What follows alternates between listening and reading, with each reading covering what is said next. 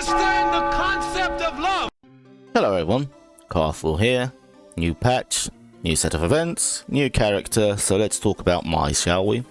We also got a new Fightsoul to talk about, which I'll probably make a short video on later, so we can talk a little bit about how that one works, because I think it's going to be quite important to how the meta develops in global server in the future. But for now, let's focus on Miss Shiranui here, the Andy Chaser, and see what she's all about, shall we? So, Mai's a gang, aptitude 15 obviously, bare soul, so she starts with full rage in arena, and she's also a snake soul in that she gains more rage when attacking. She uses flame badge, scorching tone, permanently increases attack and HP with a third skill as usual. Pardon me. Her fates are generally pretty simple. The first one's pretty simple. The other two are actually quite expensive. This one in particular you can't get yet because you need Yuri. I thought there was one of them that required Mary as well. Oh yeah, there it is, Mary as well. I'm bloody blind, it's in red so I couldn't see it because Cheetah hasn't linked it, I guess. And the main issue right now is her gates, because she's got King 13, who is, by my count, something like a year and a half late in global. So what are they going to do? In one of our recent characters, they removed King 13 and just put normal King in there. And in the past, when we got Oswald, they took out Shen Wu from his gates, because we didn't have Shen Wu. So I don't know what they're going to do with this, but King 13 is unavailable in global, so either they do something there or we have to use skip stones, because who knows with these devs, right? Now, just as a comment, because I've had a few questions asking this in DMs, and people ask me why do I use the wiki or why do I use translations from Shanghai over the in-game text. I've had quite a few of those over the last 3 videos or so, and the simple answer is the in-game translations are absolutely dog shit. They put information that is simply not true. They add effects sometimes from late gate to the base passive when that effect is not active. As a good example, both Verse and Yashiro had that. Yashiro had the fact that he healed, I think it's Chris that he adds with Lake, and he didn't do that obviously because that's not part of his base passive. If you look at Shunei, still to this day he is missing half of his passive. So the reason I don't use in-game text is because the in-game text is Google translation done inaccurately. They don't even try to, even if you use Google Translate, right? Something you have to do if you're going to put this in a product that people are paying money for is you need to structure it in a way people can understand. For example, Mai boosts flame users, right? In this case, Chichito and Shahai translated it as flame ults for your allies, yeah? And it also has the, where is it? Wasn't there another thing? I think there's another thing in here, but anyway, so you put flame ults because that's the obvious answer. What it says in the original, if you Google translate it, which before we had Shahai translating here, and after Yamate left the game, we had to use Google Translate and other translate sites. You'd go through 4 or 5 and then make sure everything was accurate to the gameplay. Things like flame users, stuff like that, they translate style to flow. So if you look in the game right now, Mai has flame flow users or something like that, and that's just copy pasted from a Google Translate or a DeepL or I don't know whatever translate thing they use, because it makes zero sense, right? The same thing happened with Karate when he first released, where he had extremity flow, because extremity flow is what Kyokugen Jutsu is literally translated as, basically. So it's that's the main reason I don't use the in-game translation. So if you say, oh, but in-game it doesn't say this, what I tell everyone on the Discord is I don't use that because I don't trust it, because in the past they've omitted information. They still do. They add information that is incorrect. They use weird terminology, like using, instead of saying absorb stats, they say devour. What the fuck does devour mean? Right? It has no it has no meaning within the context of the game. So that's the reason why I don't use the in-game translations. So after that little rant and explaining why I don't use it, let me go back into the actual character. So let's start with her lake, as we always do.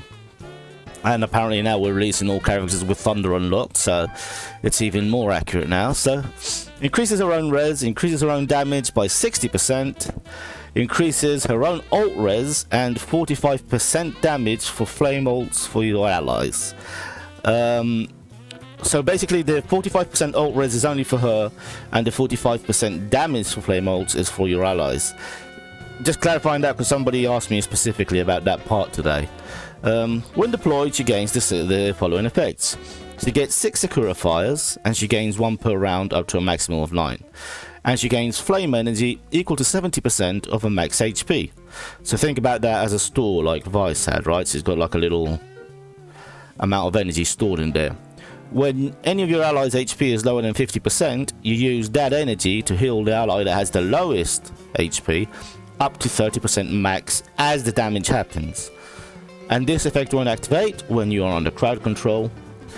When flame energy is lower than 50% and you get attacked, you counter-attack with a normal attack, dealing additional damage equal to 20% of max HP. You recover 30% flame energy and all allies rage by 100%.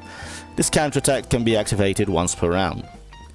She gets 7% times the amount of enemies damage, res, block rate and anti-crit, and she loses 7% of that every time she is attacked. So it starts at 42%, and for an arena, and for every attack she takes, she's going to lose 7% of that. This resets every round. Normal attacks don't recover rage, so when she counters with, for example, with a normal attack, she won't recover rage. See that they deal 150% extra damage, clear the target's buffs, and increase your own small skill chance by 60% for 1 round and get 2 Sakura fires.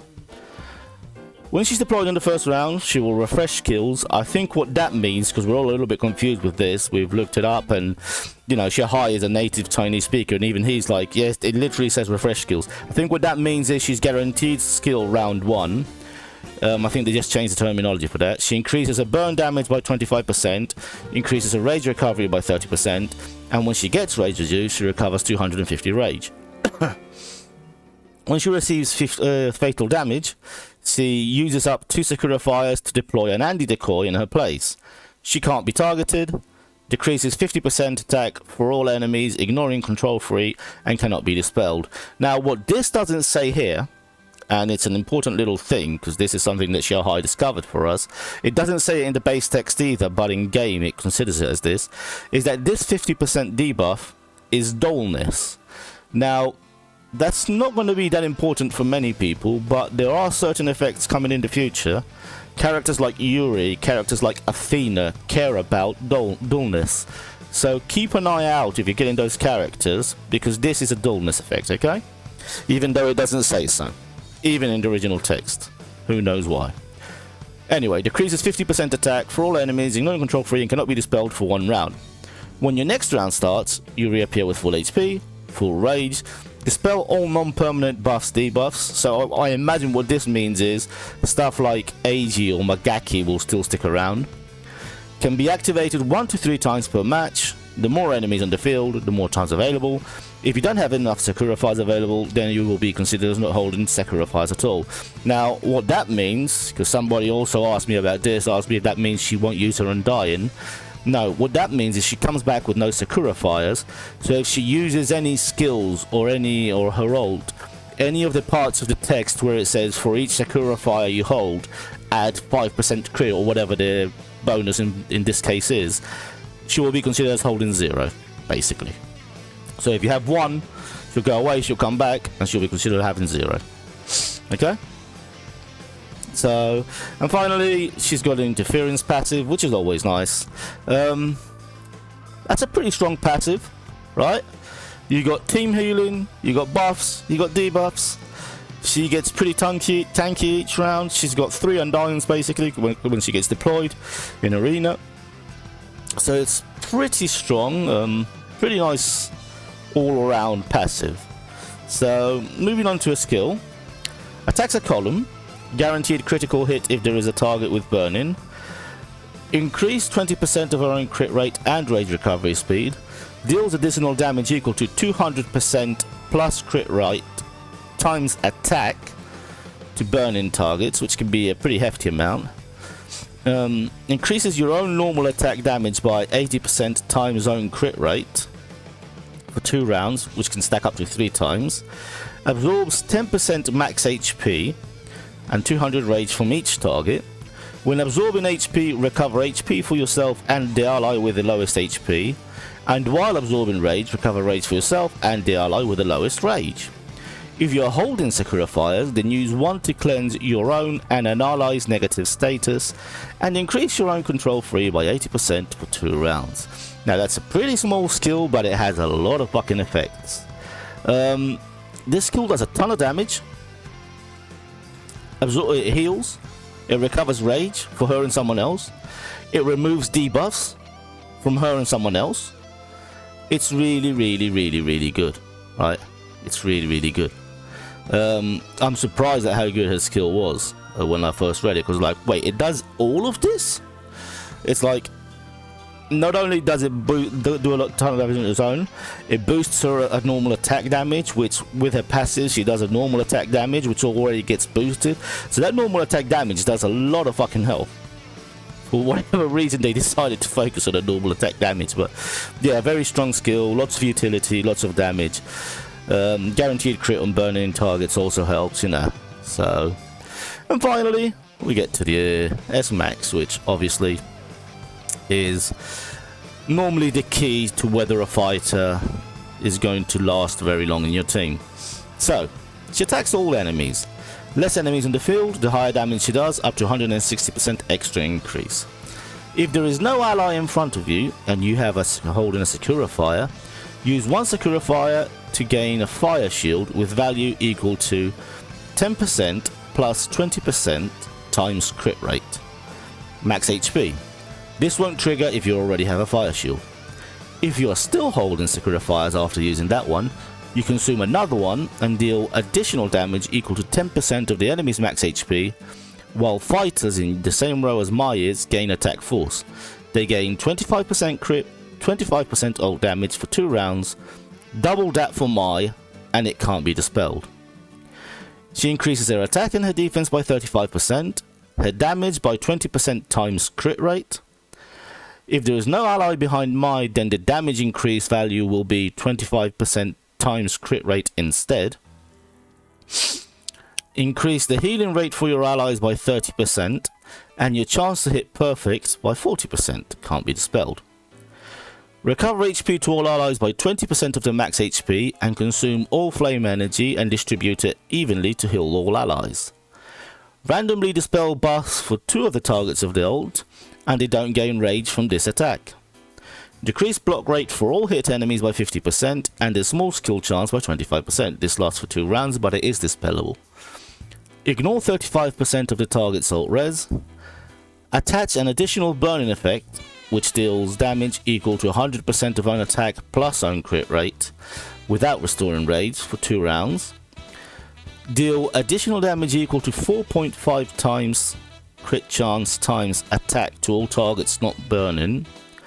If all targets are burning, then the lowest HP enemy, and if all targets are burning, then it attaches it to the lowest, then it does it to the lowest HP enemy, sorry. Recover 100 rage for allies in the same row. Store 100% of the total not overflown damage from this ult as flame energy. Increased by 10% for each burning target. Covers the original energy and the max limit of the energy. For this round, during the enemy's turn, when attacked by an ult, counter-attack with S-Max to a single enemy without rage gain. Deal additional damage equal to 2 times crit rate times attack, and has a 70% chance to stun. Depending on the Sakura Fire's consumption by the latest ult, give the Sakura full effect to 0 to 2 random allies, priority to burning allies. Recover 30% lost HP, and if the ally is burning, then dispel the negative effects and gain 1 Sakura Fire at most. This counter attack is limited to once per round and won't be triggered when Mai activates her Undying skill. Jesus fucking Christ, let me breathe now, because that was a lot of text. So this ult does a ton of damage, a ton of healing, has rage recovery, has conditional cleanse. It's like a fucking dictionary, isn't it? It basically does everything. They went really hard on her Smax. It gives a really strong buff in attack force, and certain characters get extra buffs from having their attack force, like Yuri, for example, in the future, which is undispellable for 2 rounds. It's a 25% crit and 25% ult damage for your back row is a really strong buff, right? You can't get that in many places, so that's really strong. Dispels enemy buffs, which is always good, you know. They don't get range from the attack, which is also really good. The reducing all the block rate for all the hit enemies by 50% is kinda fucking nuts. And there's more skill chance of 25%. Obviously, this reducing block rate is gonna be more powerful on round 2 and onwards, because round 1 a lot of people have immunity to debuffs or control effects or whatever. But after that, they don't. That happens to a lot of characters. So after that, it makes them a lot less likely to block. And that means that all the damage from your DPS, who also have increased crit thanks to her attack force, are going to be doing more damage, and more of it is going to be going through. So it is dispellable. However, because it happens on her ult, you're basically going to get that effect on most characters guaranteed, because she's going to ult and you're going to have other characters ulting. You're going to want her to ult first and then have your other 2 backliners ulting, right? Obviously, it depends on what your backline looks like, but generally speaking, okay? So that's a really strong fucking kit. This woman has damage, has buffs, has debuffs, has damage over time, has healing, has CC cleanse. She's a really strong character, and I was doing a list the other day. I've got like 4 servers that I generally check in Taiwan to get an idea of what the meta's over like there, because China meta doesn't really matter to us since they have no Fightsouls, so it's quite different. Because no advanced Fightsouls makes a big difference, right? No Storm, no Wolf, no Lamb, etc. And no Wither now. Had a lot of people asking me about what it was like there, and she was the 4th most run character, I think, tied with Yuri. She was in 34 or 40 teams in the top 10 at this point in time, which is about what? She was released, I think, last November in Taiwan, because I think the anniversary is October and she was released a month after their anniversary. Yeah, she was released right after Ignis, so that would have been last November, and right now 34 out of 40 top 10 teams still have her. I think that's a pretty good indication of the kind of character she is, right? She, in terms of runes, it's actually quite interesting, because she makes a lot of use of crit, so you could go for killing for her. I'm not sure if it's the optimal option. I'm gonna need to do some testing on this. It's obviously killing the walls for her. Walls because she attacks the entire enemy team and she ults round 1. Killing because she gets those buffs to crit. However, she gets a lot of buffs to crit from everywhere, right? She gets crit from her skills, she gets crit from her ult itself and from attack force. So I'm not sure how good stacking crit is, because like her skill is going to have guaranteed crit already, so it's good for the buff parts, like these parts here, right? If you look at things like these, it's good for stuff like this. But on the other hand, she's already going to have a lot of crit, so in terms of actually critting, it's not going to be doing much because she's already going to be really high on it. So I'm not entirely sure, so run either wolves or killing if you have them. I think wolves are the safer option, because generally speaking ganks have low crit power, so normal crits aren't going to do as much damage. If you don't have wolves or you don't have killing, I think either set will work perfectly on her, because one gives her damage and it gives her the bonus damage to people with high HP, and because she ults round 1, that means around 1 ults, and with all the healing we've got coming, it means there's going to be a lot of that high HP people she can be doing a lot of damage to. And if you don't have walls, then you have killing, which is going to benefit her in several places, like in her damage here and her damage here, and some of the healing down there if memory serves. So overall, either walls or killing works perfectly fine. Just run whatever your best set is on her, in my opinion. Depending on your arena, you might also want to change that, you know.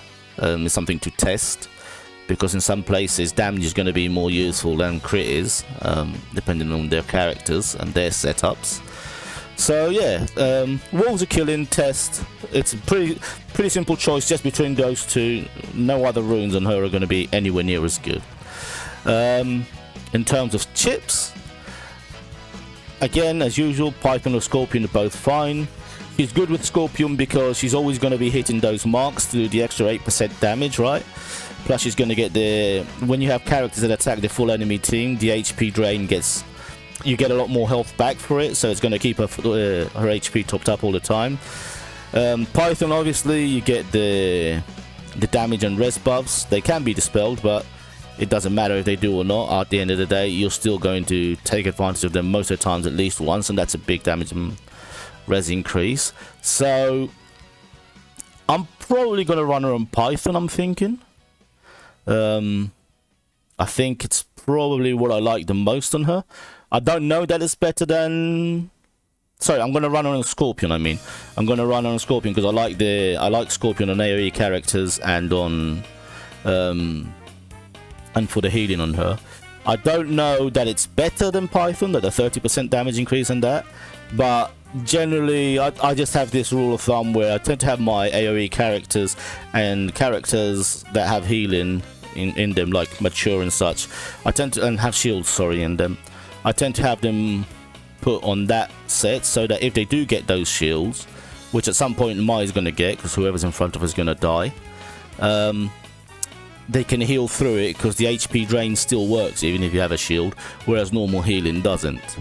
In terms of Fightsouls, I think Kusanagi is obviously a very good fit on her, because, you know, she's a flame user and she attacks the whole enemy team, and she can make good use of the defensive buffs it has and the offensive debuffs it has.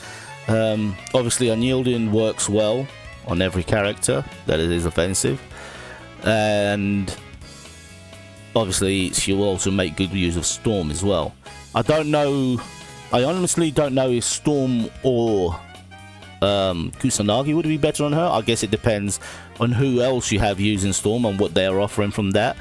I think she's a really strong candidate to use Storm in the terms of healing, but what it also means is she's going to be using her Sakura Fire up a lot quicker, so you're going to be lower in Sakura Fire, which means you're often not going to be triggering that shield later in the game, or you're not going to be able to do that bonus damage and gain attack force.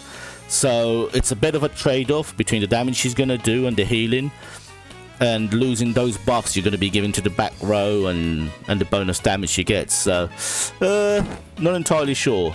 I'd probably run her with one of those two, Kusanagi or Storm. Unyielding is the generic Fightsoul that works on any frontliner or backliner, so that's always good. You could run her with Wolf. I don't think she's the best user of it.